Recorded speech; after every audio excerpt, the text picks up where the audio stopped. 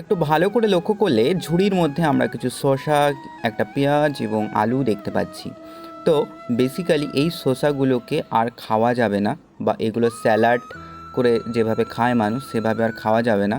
কারণ শসাগুলোর একটু নষ্ট টাইপের হয়ে গেছে, মানে নষ্ট বলতে একটু বয়স হয়ে গেছে।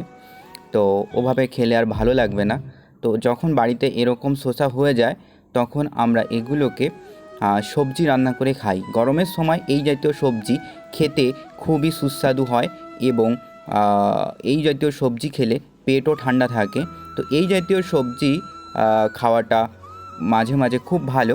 তো এইভাবে কেটে নিতে হবে। কেটে নেওয়ার পর আলুগুলো এরকম লম্বাটে সাইজের করে কাটতে হবে। কাটার পর এইভাবে রান্না করতে হবে। তো আমি একটু এক্সপেরিমেন্ট করে নিচ্ছিলাম বেসিক্যালি। তো উনুনের গরমের মধ্যে উনুনের ধারে এইভাবে রান্না করছিলাম।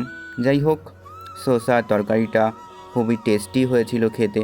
তো এরকম এক্সপেরিমেন্ট মাঝে মাঝে করে থাকি আমরা।